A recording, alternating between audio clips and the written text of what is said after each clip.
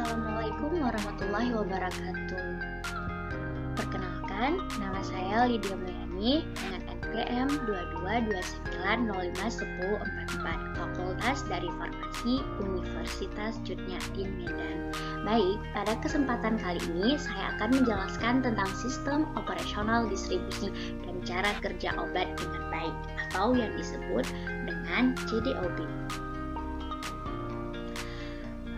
Presentasi ini saya akan membahas sistem operasional distribusi, fokusnya pada cara distribusi obat yang baik atau yang disebut dengan CDOB dan memastikan obat sampai ke pasien dengan aman dan efektif.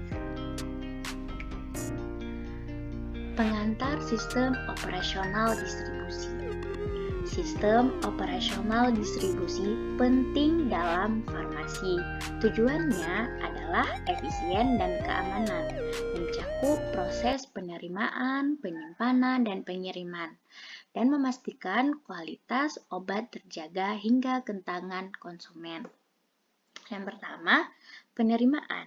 Penerimaan, di sini kita harus melakukan pemeriksaan kualitas saat obat tiba. Kemudian, penyimpanan, kondisi yang sesuai untuk setiap jenis obat.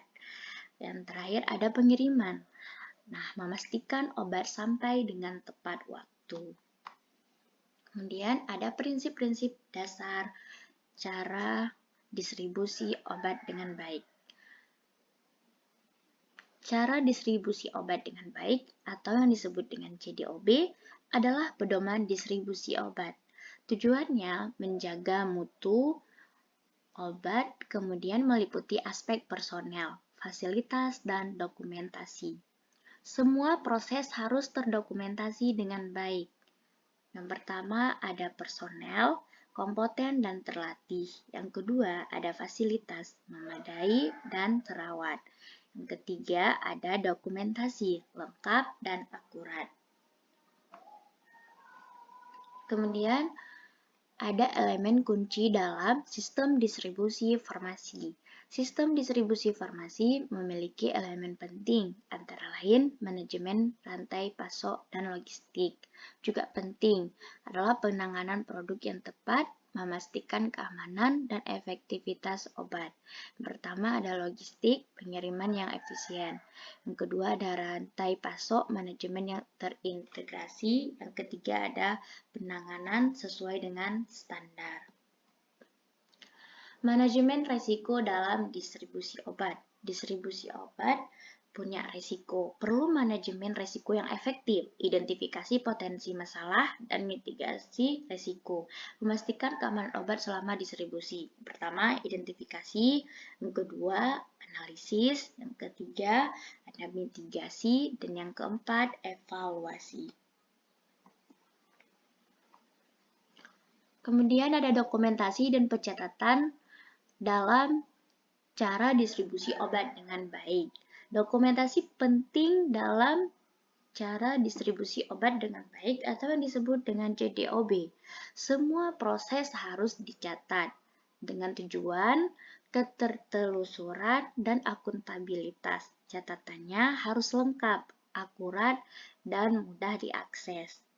Yang pertama ada penerimaan yang dicatat tanggal dan kondisi. Kemudian ada penyimpanan, suhu, dan kelembapan. Dan yang terakhir ada pengiriman, tanggal, dan tujuan. Audit dan inspeksi cara distribusi obat dengan baik atau CDOB. Audit dan inspeksi penting dalam cara distribusi obat dengan baik untuk memastikan kepatuhan terhadap standar. Audit internal dan eksternal diperlukan. Tindak lanjut temuan audit juga krusial.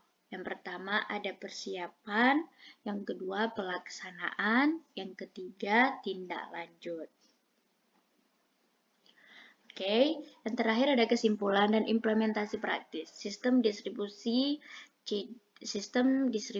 dan cara distribusi obat dengan baik penting, menjamin obat berkualitas sampai ke pasien. Kemudian implementasi praktis perlu diperhatikan dengan implementasi yang baik, keamanan pasien terjamin. Pelatihannya adalah personel harus terlatih, kemudian SOP ikuti standar prosedur, dan ketiga ada pengawasan melakukan secara berkala. Baik, cukup sekian presentasi dari saya, semoga bermanfaat. Kalau ada salah, saya mohon maaf. Wabillahi taufiq wal hidayah. Wassalamualaikum warahmatullahi wabarakatuh.